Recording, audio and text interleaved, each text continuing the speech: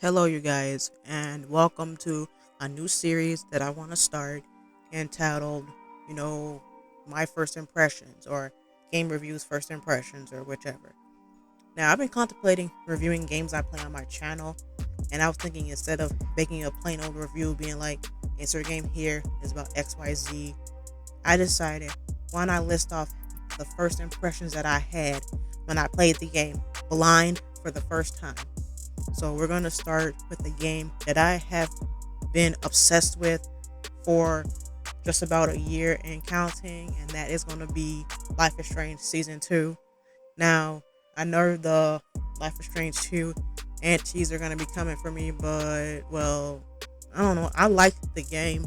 I don't care if I'm the only person in the planet who likes the game, okay?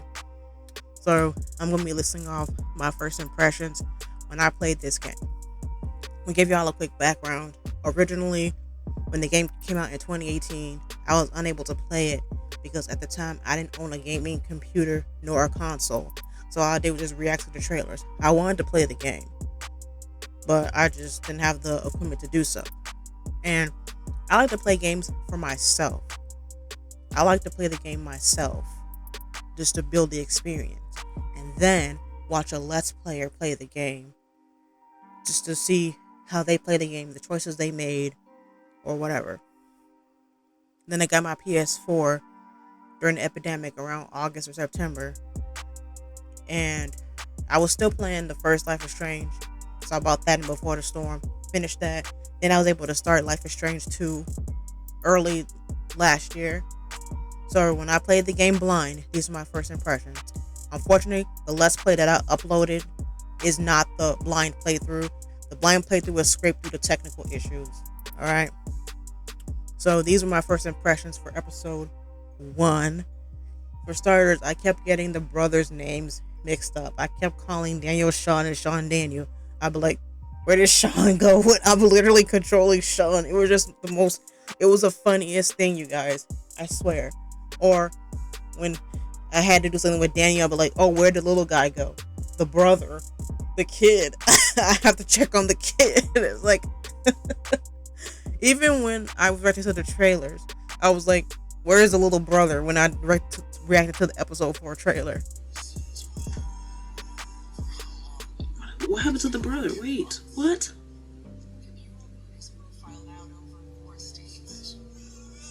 Didn't even know Daniel's name. Like, wow. When I saw the time speeches when talking to Daniel outside of a cutscene, I thought of Telltale games because in those games, you're timed for picking the line. Are you okay? Yeah. No. I was just thinking about when Harry Thompson wanted to beat me up. Me and Noah traded some games with Harry, but he didn't like his, so he said he was gonna get us after school. What did you do?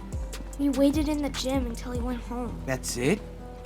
You should have told me. I tried, but you said to get out of your room. Get out of your room. Wow. I'm sorry, Nano. I should have listened. Daniel has a cute He did nickname, you stand up for guys. me with Brett.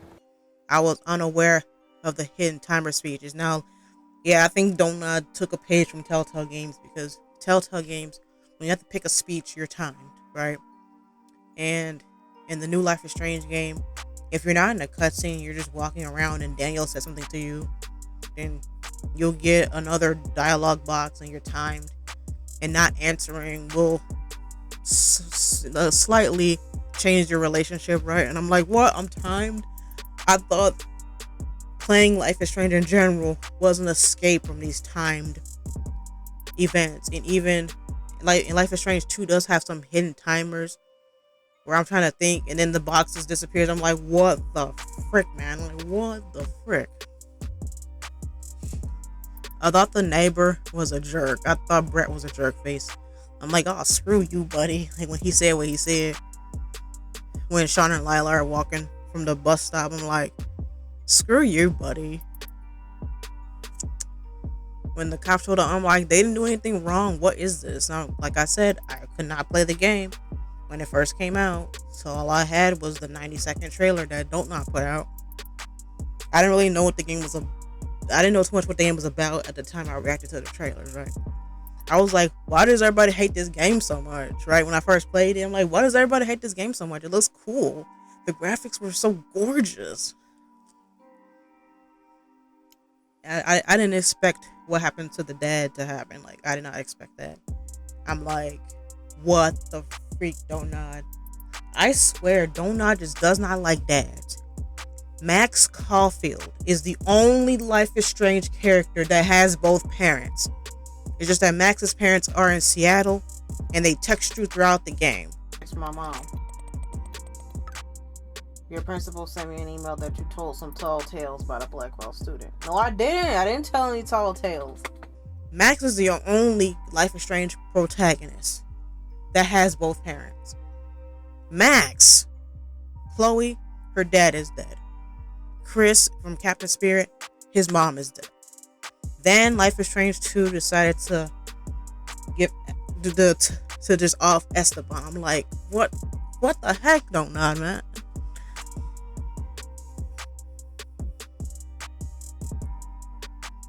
When Sean and Daniel are in the forest, it reminded me of The Last of Us.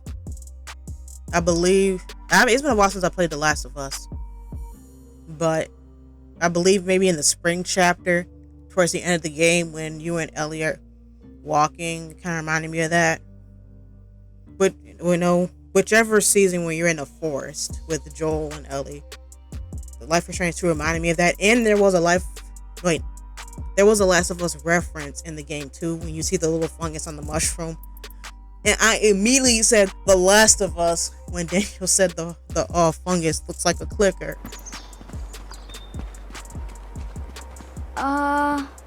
You see that? Looks like a clicker. The Last of Us. Creepy. Yeah. You know, Donut likes The Last of Us now. Stop it. Stop it. Okay, Daniel. What the hell is that?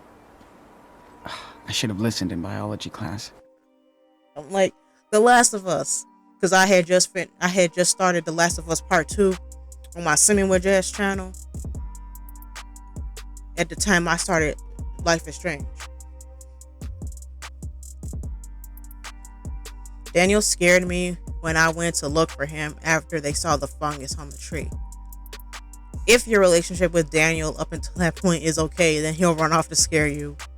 You can sneak around and scare him, or he'll jump out and scare you. I just jumped. I almost flew out of my chair. Oh my god. I got you. Dude, you struck out. That did not scare me. Liar, liar. I saw your face. Did you see my face? What did That my was, face look like when you saw it? Surprise. Maybe Yeah, that scared me when I first played. 1 second. I got you. I eat. But Daniel, I don't taste good. Mess with the zombie. When Daniel came out at me, because I did not see that coming. I was like, oh. I thought Daniel was cute and his actions were on point for a child. We are not playing a post-apocalyptic game like The Walking Dead or The Last of Us or Resident Evil 2 Revelations when you are with Natalia, when you have control of Barry. That's one thing I never understood, was just the weird hate for Daniel. Like, this is a game. Alright, Daniel's 9 years old, so his actions for a child is pretty realistic, right? And I think the people who think these ways about him don't have younger siblings, right? Because that's what the job of Life is Strange is, to kind of be a little realistic. That's what Don't Nod's role is, to be realistic. Like, I would say Chloe was pretty realistic for a rebellious teenager, don't you think? Chloe showed some realism for a rebellious teenager. But you know? I challenged Daniel to the wood race and he beat me. Every time Daniel beats me in the wood race. I had a glitch on my Let's Play where, like, after 10 seconds, he all of a sudden had all of his required logs. I'm like, what the heck? Whoever finds 3 logs is the winner. Cool? Okay. You're brave to challenge me. So let's do it. No way you're gonna beat me. Now this is perfect.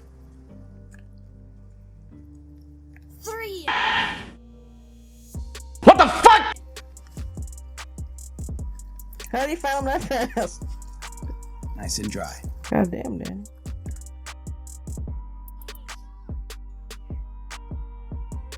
How you found him that fast? You cheated, Danny. You cheated. He cheated. What's going on here? I posted the video to Reddit and someone said, "Oh my gosh, you must have had a glitch." Daniel is always glitching in my game. He's always glitching. Always. When Sean and Daniel first saw the dog at the truck stop, I thought they would take it at the moment. Like I said, I did react to the trailer, so I kind of knew they would meet the dog at some point. But I thought Daniel would just take it right then and there. I didn't understand Daniel's moral compass. See, in Life is Strange and Before the Storm, your choices just shape how people think of you, right? So I was thinking that, or like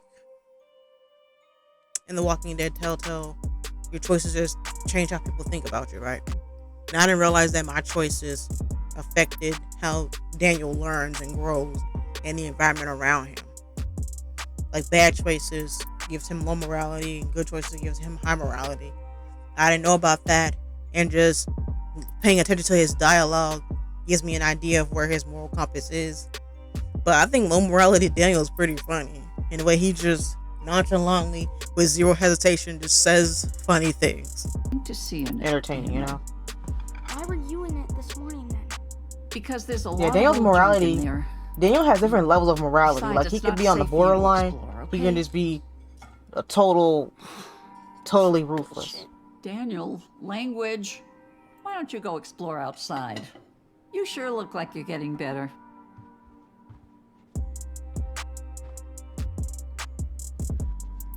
Just wait for You it. really had weird, ugly hair. Daniel, you would have looked the same back then. I would never get that haircut. Yeah, I thought Brody was the MVP for helping us. I thought we would just spend the rest of the game with him, honestly.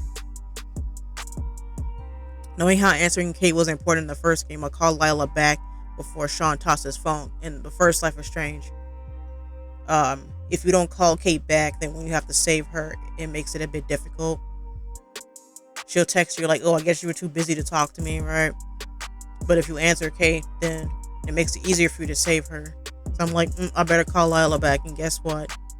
If you don't call her back, then she'll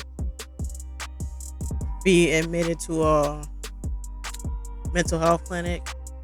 If you don't call her back, because she had a panic attack worrying about us. And then her mom will answer the phone. I might have a video where I try that, or a VOD. I'll insert it if I have it, and if I don't, well, you can look it up. I wonder why Sean couldn't disable the GPS on his phone to get a burner.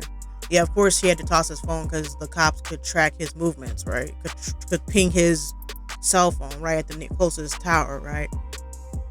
But I was wondering, you can disable the GPS on your smartphone. So why couldn't he just disable the GPS or buy a burner phone? Buy a burner phone. Give it to Lila if you choose to call her, and then tell her not to give it to anybody that they don't trust well enough, you know? I didn't think Daniel would learn about the dad on the TV. I thought Sean would tell him. Yeah, I thought Sean would just be like, you know what, Daniel, this is what happened. But I really underestimate Don't Nod. I underestimate them. I was like, I didn't expect any of these emotional moments in this game. And I said, I thought the acting was great before I deviated. For those of you who don't know, I've been saying the emotional moments made me become a deviant as a reference to another story game, Detroit Become Human. After I finished my first gameplay of the Life is Strange 2, I started playing Detroit Become Human. And it's like I kind of knew what Detroit was about before I actually played it. Like I said, become a deviant, referencing Connor, since when you All right, so with Detroit, with Connor, when you make an empathetic choice, Connor's hardware instability goes up, which increases the chance of you being able to deviate him. And if he makes a cold choice, his hardware instability goes down. So I felt like the emotional moments in the game was kind of like that. It made my hardware instability go up. And at times, Connor shows emotion before you deviate him. And it's like the emotional moments in the game was getting to me before I deviated. The acting in this game made me become a deviant. Watch my Detroit Become Human walkthrough. It's the blind walkthrough. The chapter when Sean and Daniel are on the bus, Long Road Ahead, reminded me of episode 3 of The Walking Dead Telltale because that episode has the same name. Because for a portion of the episode, you are traveling and Sean and Daniel are traveling. Episode 3 of The Walking Dead Telltale is called Long Road Ahead, and you're traveling in the RV. The chapter when Sean and Daniel are on the bus is called Long Road Ahead, I think, and they're on the bus. So I'm like, oh my god, the parallels, man. Episode 2, like I said, I had a lot of impressions when I played this game. I thought each home Sean and Daniel had to be a temporary home, meaning they wouldn't be chased out by the police or any other event that went awry. They were able to leave when they were ready. Just like when they were at the Reynolds, I thought they could just leave when they were ready, when they were good and ready. Like if the Reynolds could give them some canned goods or beef jerky or whatever that they could stock up on food. After you save Steven or he gets hurt from the cupboard, I said, it's the sheriff when the camera pans on it. I'm like, oh my god, it's the sheriff. Who called the sheriff on us? I was like, I thought Daniel's cold was a side effect of his power. Like when Max in Life is Strange 1 used her power too much, she had nosebleeds and headaches. I'm like, maybe it's a side effect from his power. Like in the first game, Max had nosebleeds and headaches when she overused her power. Like in episode 2, after when Max is taking pictures, she'll get one of her headaches, and then she'll come back to reality when Chloe is stuck on the train tracks. So I'm like, I didn't expect Mushroom to die. I thought maybe Mushroom would make it to the grandparents, and then the grandparents could have kept her. And then the police was a concern. Then Claire could have said, she got a dog for Chris for his birthday, or since Christmas was coming up in the game, got Chris a dog for Christmas. And she watches the dog while Chris is at school or whatever. That's what I was saying. And plus, if Daniel has high morality, I think he'll ask Claire about her late dog. So that told me that they probably wouldn't have minded keeping Mushroom. I liked the neighborhood. I thought it was cool. And I thought it was gorgeous in the winter. I've never seen it in the spring or the summer, but I bet it's just as gorgeous. Stupidly, when Sean wakes up and Daniel is gone, I thought the Reynolds took him to church. Then remember, we are supposed to be laying low. I didn't see the note he left on the drawing thing because I was looking at my laptop. This was before I had my Elgato, so I can see it on my laptop and the TV.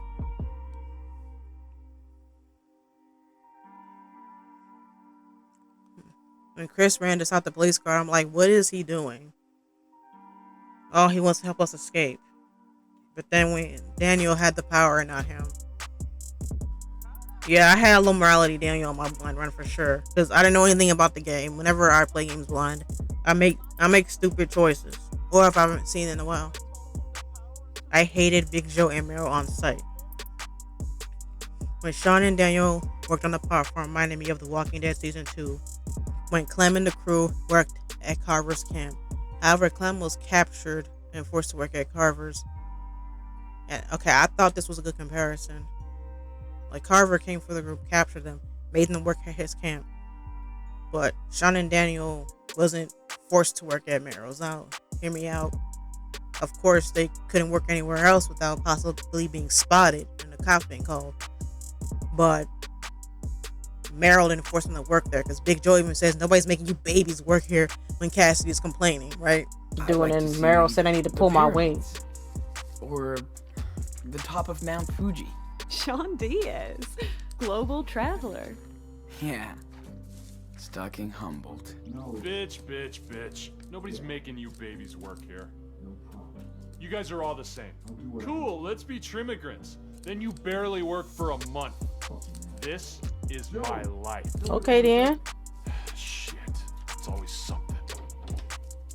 And I think when you arrived, Meryl said, leave if you don't want to be here, or something like that.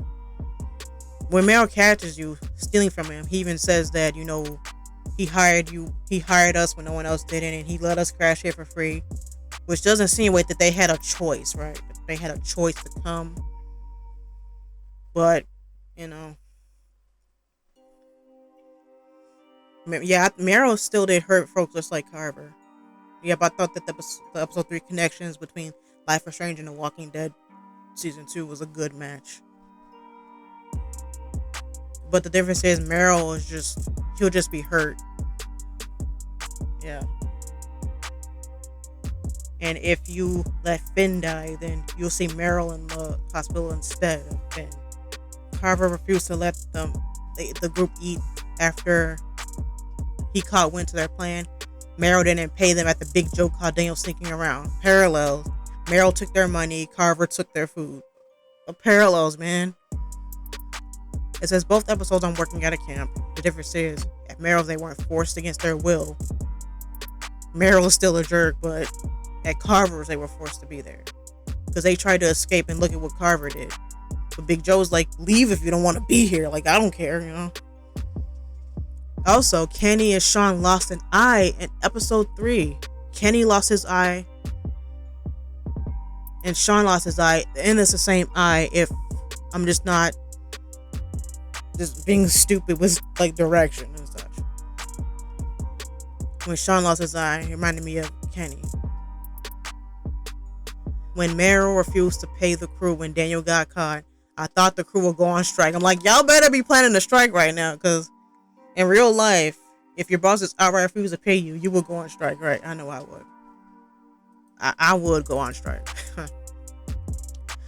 When Finn asked Sean about the robbery, I agree without second thought, because I thought them not getting paid was wrong.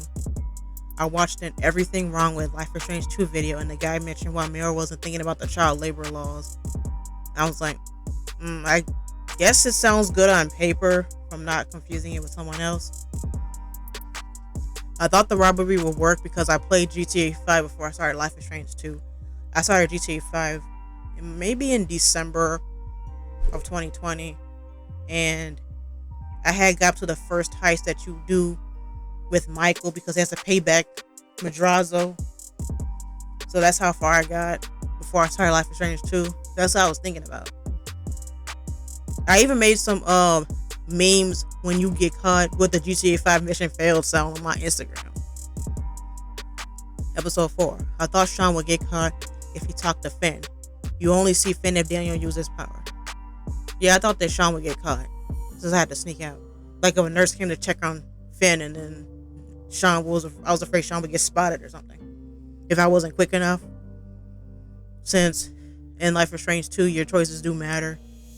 I hate that piece of shit Chad, the jerk who bullied Sean. I hated Chad. I'm like, would you just fuck off?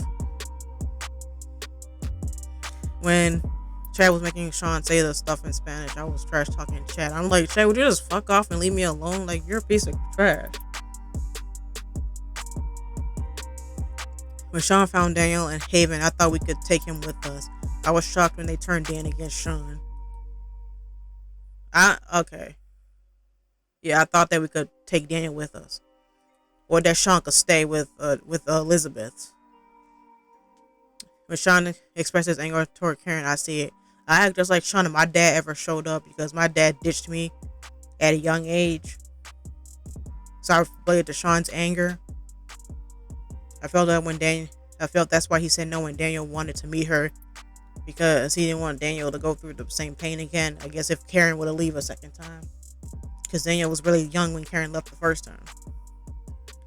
Nicholas, the guy who worked at the church, reminded me of Michael DeSanta from Grand Theft Auto 5. Just how they acted. I was just calling him Michael instead of Nicholas. And I even saw a meme when I was checking the Life is Strange 2 hashtag, and then when they were trying to round up episode 4 without spoilers, It had Michael from Grand Theft Auto 5 probably representing Nicholas. I just like, oh my god, that's where I got it from. And I think I was watching a Let's Play or a video about Life is Strange 2, or maybe it was in a Facebook group, I don't know. And the people said Nicholas reminded them of Michael, or he looked like Michael. When the fire started at the church, I'm like, are we gonna get out of here? Where are the smoke detectors? Elizabeth don't believe in fire safety either. It was a blind playthrough. Y'all know I just stay dumb as shit when I'm playing the game blind. When Jake looked at Sarah Lee's file and saw she was sick and Elizabeth would take her to a doctor after Jake said it was criminal, I said, this is child abuse. Fuck Elizabeth. When convincing and brainwash Danielle about what Elizabeth is doing, and when Sean has to pick a speech, because Sean will automatically mention Sarah Lee, I picked the speech about the grandparents and how they had faith in wouldn't let a child, wouldn't let a child get hurt. I wish that would have been an option to say Claire gave Daniel medicine for his cold. I felt like that would have been a bit more compelling. When the pastor who sent the letter said they believe in miracle medicine, I was like, yes, thank you. I clapped. I'm like, give this person a round of applause. You can look in the room some more if you don't get caught by Michael. Okay, episode 5. I thought the away place was pretty gorgeous, but I'm like, I will melt if I live there. It has to be like 100 degrees there. I'm like, ooh, it has to be hot there. I won't be able to sleep. I mean, I'm like, I won't be able to sleep. Now, I think I made these a bit out of order because I'm going off of a blog post I wrote. After the wall got wrecked, I thought they'd cross the border while Daniel is explaining what he was excited to do. I'm like, why didn't they just park closer? Right? Why didn't y'all just park closer? Then the car been right there. Y'all would have just went on and been happily ever after. But knowing Dotna, that is not the case, my friend. I'm like, I'd melt if I was in the desert. Especially when they left the way Sean put his hoodie on. I'm like, how are you people not melting? How are y'all not boiling hot over there? I thought they went to the main entrance because Sean didn't realize how close they were. Because a lot of people were saying, like, why would they go to the entrance? Like, of course the cops will be waiting for them there. Yeah, maybe they didn't realize how close they were until it was too late. When those assholes were getting arrested, I was celebrating. Then when Sean got arrested, I redacted my celebration. I was like, yeah, them assholes give them they deserve. And then when I got arrested, I'm like, okay, I'm just gonna shut up right now.